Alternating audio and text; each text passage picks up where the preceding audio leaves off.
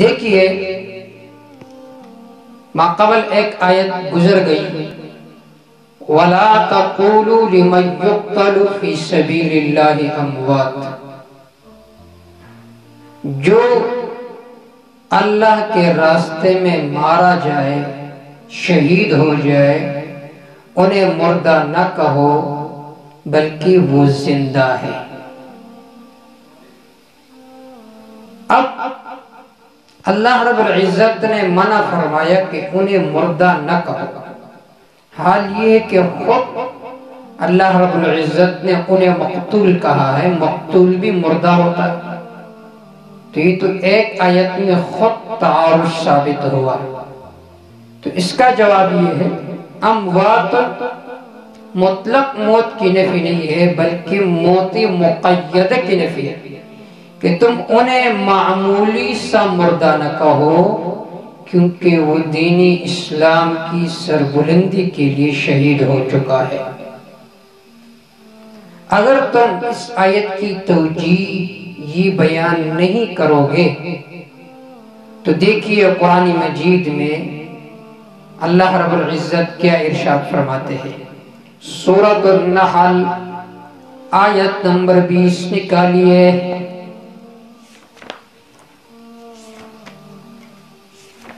سورۃ النحل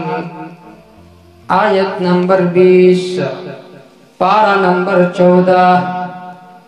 اموات غیر احیاء وما يشعرون ایان یبعثون، یہ لوگ مردے ہیں، زندہ نہیں ہے۔ وما يشعرون ایان یبعثون،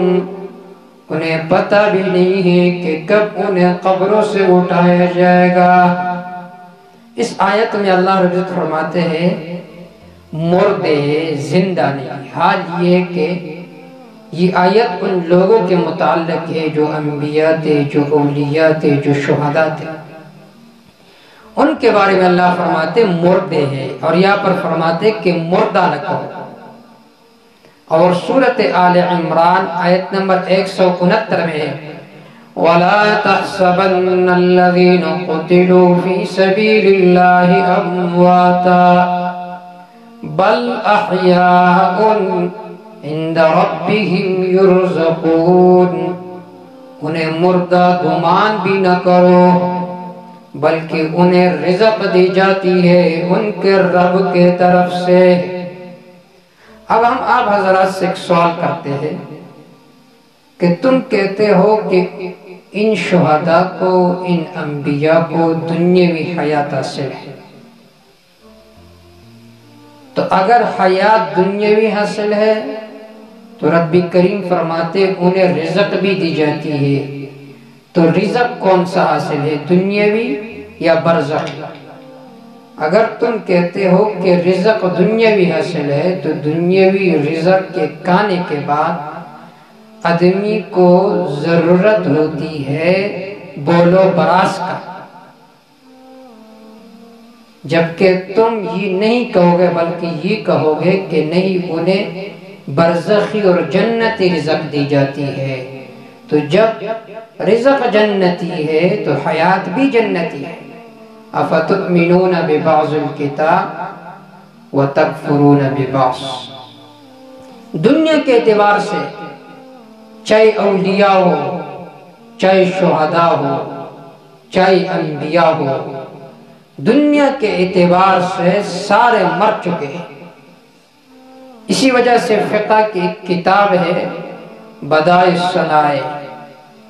اس میں علامہ کاسانی رحمہ اللہ نے کتاب الجنائز میں لکھا ہے فَأَمَّا فِي أَحْكَامِ الدُّنْيَا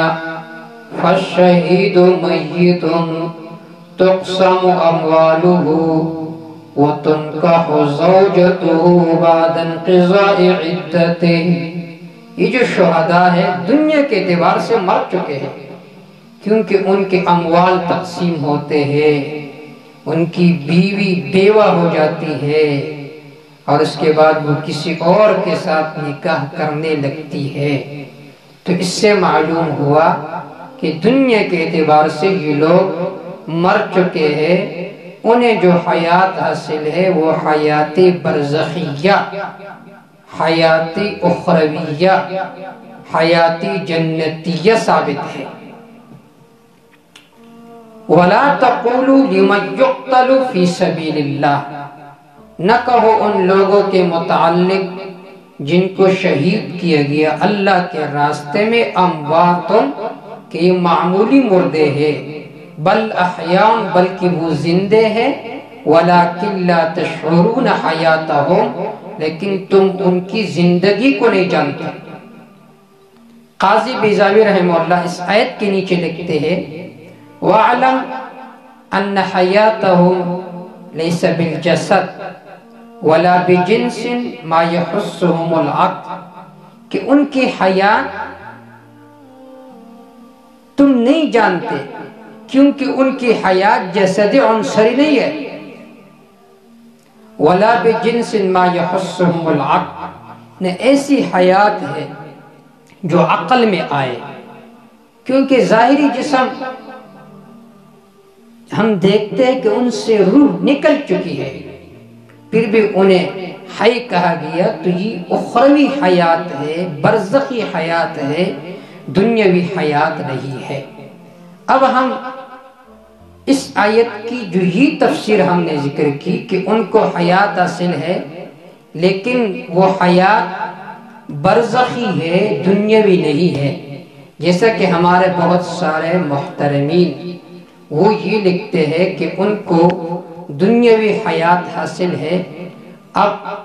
ہم آپ کے سامنے کچھ باتیں یہ ذکر کریں گے کہ ان کو جو حیات حاصل ہے وہ دنیاوی حیات نہیں ہے بلکہ برزخی حیات ہے۔ ترین صدقہ جاریہ حاصل کرنے کے لیے اس ویڈیو کو شیئر کرنا مت بھولیں۔ جزاک اللہ۔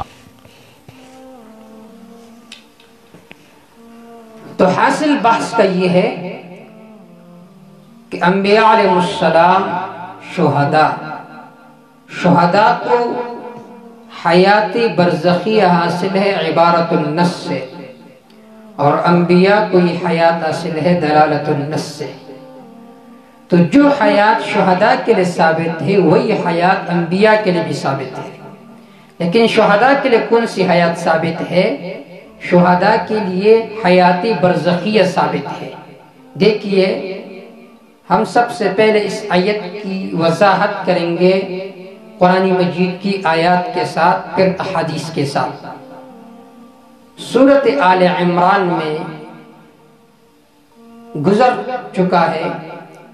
وَلَا تَحْسَبَنَّ الَّذِينَ قُتِلُوا فِي سَبِيلِ اللَّهِ أَمْوَاتًا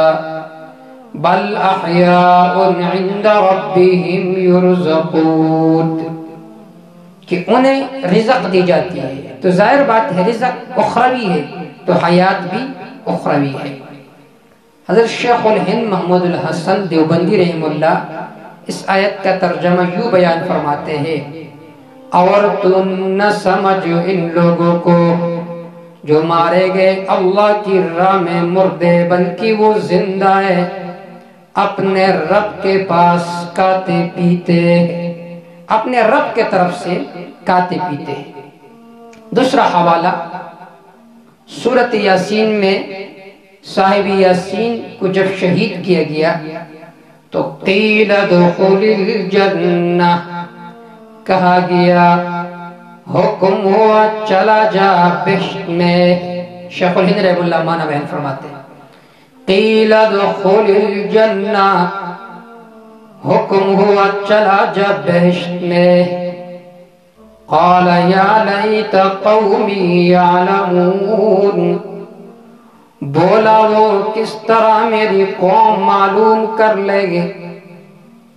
کہ بخشا مجھ کو میرے رب نے، بما غفر لی ربی وجعلنی من المکرمین، اور کیا مجھ کو عزت والوں میں۔ اب دیکھیے پتھروں پر صاحب یاسین پر پتھروں کی بارش ہو گئی۔ علامہ عثمانی رحمہ اللہ فرماتے ہیں اس آیت کے تفسیر میں قوم نے اس کو نہایت بے دردی کے ساتھ شہید کر ڈالا۔ ادھر شہادت واقع ہوئی، ادھر سے حکم ہوا فوراً بہشت میں داخل ہو جا، جیسا کہ ارواح شہداء کی نسبت احادیث سے ثابت ہے کہ وہ قبل از محشر جنت میں داخل ہوتی ہے۔ تفسیر عثمانی وہ فرماتے ہیں جس طرح شہداء کو حیاتی برزخیہ جنتیہ حاصل ہے، اسی طرح صاحب یاسین کو بھی یہ حیات حاصل ہے۔ اسی طرح امام نصفی حنفی وہ لکھتے ہیں قیل ادخل الجنہ یستفاد منہ ان ذالک بعد ما استشہد دخل روحه فی الجنہ وجسدہ مقبور فی انطاکیہ، کہ اس سے معلوم ہوا کہ ان سے کہا کہ جنت میں داخل ہو جا، حال یہ ہے کہ اس کا جو جسد ہے، جسد عنصری، وہ انطاکیہ میں تھا، اور اس کا جو روح ہے وہ جنت میں داخل ہو گیا۔ تو اس سے یہ معلوم ہوا کہ انبیاء کو، شہداء کو، اولیاء کو جو حیات حاصل ہے وہ حیاتی برزخیہ جنتیہ ہے۔ اس آیت کا یہ مطلب صرف ایک مفسر نے ذکر نہیں کی ہے، تفسیر معارف القرآن علامہ ادریس کاندیلوی رحمہ اللہ،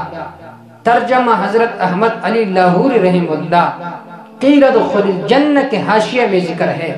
تفسیر معالم العرفان صوفی عبد الحمید سواتی کا،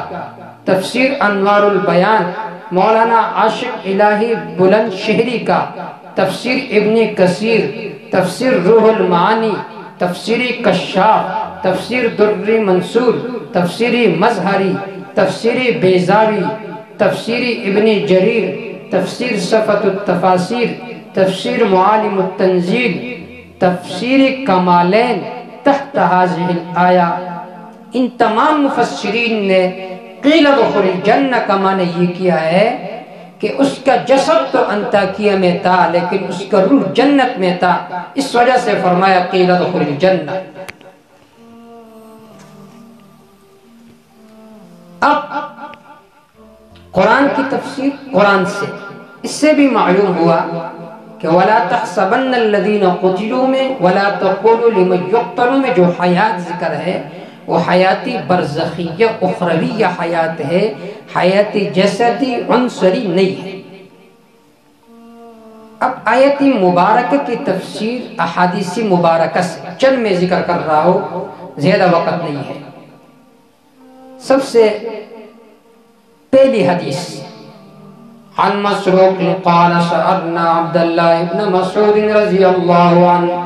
عن هذه الآية ولا تحسبن الذين قتلوا في سبيل الله أمواتا بل أحياء عند ربهم يرزقون قال إنا قد سألنا عن ذلك فقال أرواحهم في جوف طير خضر لها قناديل معلقة بالعرش تسرح من الجنة حيث شاءت ثم تأوي إلى تلك القناديل فاطلع إليهم ربهم اطلاعا فقال هل تشتهون شيئا قالوا أي شيء نشتهي ونحن نسره من الجنة حيث شئنا ففعل ذلك بهم 3 مرات قلنا فلما رأوا أنهم لم يتركوا من أن يسألوا قالوا يا رب نريد أن ترد أرواحنا في أجسادنا حتى نقتل في سبيلك مرة أخرى فلما رأى أن ليس لهم حاجة تركوا۔ اس روایت کو مشکات شریف میں بھی نقل کیا گیا ہے، مسلم شریف میں، تفسیر ابن جریر میں، جامع ترمذی میں، سنن ابن ماجہ میں، تفسیر مظہری میں، تفسیر ابن کثیر میں، احکام القرآن للجساس میں، تفسیر خزائن میں، مسند حمیدی میں، الدر المنصور میں اور روح المعانی میں۔ حدیث کا حاصل یہ مسروق تابعی ہے، وہ فرماتے ہیں کہ ہم نے ابن مسعود رضی اللہ تعالی عنہ سے اس آیت کے بارے میں پوچھا کہ اللہ فرماتے ہیں وَلَا تَقُولُ لِمَنْ يُقْتَلُ فِي سَبِيلِ اللَّهِ أَمْوَاتًا، جو لوگ اللہ کے راستے میں قتل کیے گئے انہیں مردہ نہ کو بلکہ وہ زندہ۔ کس طرح زندہ ہے؟ تو ابن مسعود رضی اللہ تعالی عنہ نے فرمایا ہم نے بھی آپ صلی اللہ علیہ وسلم سے اس آیت کے متعلق پوچھا تو آپ صلی اللہ علیہ وسلم نے فرمایا کہ یہ ان شہداء کے بارے میں جو شہید ہو گئے، اللہ رب العزت نے ان کے روحوں کو خوبصورت پرندوں میں ڈال دیا اور وہ جنت میں سیر کیا کرتے تھے، تسرح فی الجنہ۔ اللہ رب العزت ان کے طرف متوجہ ہوئے کہ کچھ مانگو۔ انہوں نے کہا یا اللہ ہم کیا مانگے، جنت میں تو خوشی خوشی ہے، کیا مانگے؟ تو جب ان کو یقین ہو کہ اللہ ان سے بار بار مطالبہ فرما رہے کہ کچھ مانگو، تو انہوں نے کہا انت رد ارواحنا فی اجسادنا، اے اللہ ہمارے ارواح کو ہمارے اجساد میں واپس منتقل فرما، یہ جو اجساد عنصریہ ہے اس میں داخل فرما۔ تو جب اللہ رب العزت نے دیکھا کہ ان کی خواہش صرف یہی ہے تو توری کو ان کو چھوڑا گیا۔ اب عبرت کا مقام ہے، یہ لوگ کہتے ہیں کہ انبیاء علیہ السلام شہداء ان کو حیاتی جسدی عنصری حاصل ہے۔ ہم ان سے یہ پوچھتے ہیں کہ یہاں پر شہداء نے جب سوال کیا کہ ہمارے ارواح کو ہمارے اجساد کی طرف واپس منتقل کر دے، تو اللہ نے ان کے سوال کو قبول نہیں کیا، اور تم کہتے ہو کہ ان کے اجساد عنصریہ میں ان کے ارواح موجود ہے، تو یہ تو اس حدیث کے خلاف ہے۔ اسی طرح ابن عباس رضی اللہ تعالیٰ عنہ سے بھی اسی طرح روایت موجود ہے کہ ان رسول اللہ صلی اللہ علیہ وسلم قال لأصحابه انه لما اصیب اخوانکم یوم احد جعل اللہ ارواحهم في جوف طير خضر ترد انہار الجنہ تأکل من ثمارها وتأوی الى قنادیل من ذهب معلقة في ظل العرش۔ یہی تفصیلی روایت موجود ہے کہ ان کے ارواح جنت میں ہے۔ تو ان روایات سے یہ معلوم ہوا کہ اس آیت میں اللہ رب العزت نے جو ذکر فرمایا وَلَا تَحْسَبَنَّ الَّذِينَ قُتِلُوا فِي سَبِيلِ اللَّهِ أَمْوَاتٌ بَلْ أَحْيَاءٌ عِنْدَ رَبِّهِمْ يُرْزَقُونَ، اس سے مراد حیاتی برزخیہ مراد ہے، حیاتی دنیاویہ مراد نہیں ہے۔ اب یہ جو ہمارے محترمین کہتے ہیں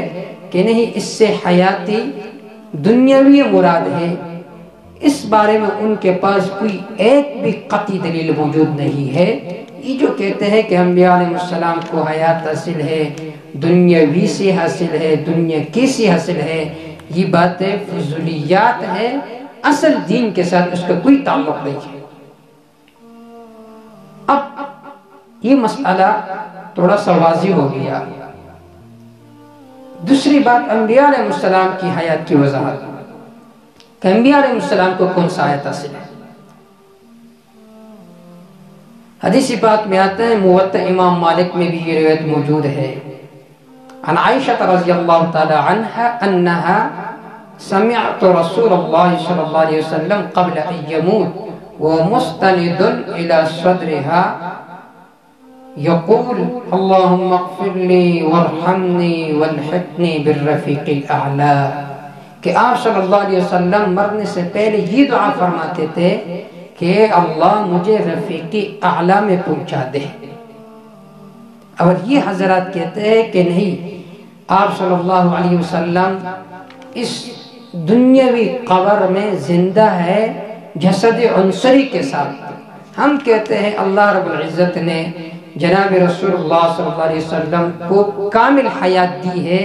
جو کہ رفیق اعلیٰ ہے، آپ صلی اللہ علیہ وسلم نے اس کی تمنا بھی کی ہے۔ آخری میں ایک روایت ذکر کر رہا ہوں، انس رضی اللہ تعالیٰ عنہ، وہ فرماتے لما ثقل النبی صلی اللہ علیہ وسلم جعل یتغشا، آپ صلی اللہ علیہ وسلم کی موت کا وقت جب قریب ہوا، ان کا جسم باری ہوا، بار بار بے ہوشی آتی تھی، تو قالت فاطمہ وا کرب ابا، حضرت فاطمہ الزہرا رضی اللہ تعالیٰ نے فرمایا کہ میری باپ پر بہت زیادہ مصیبت ہے،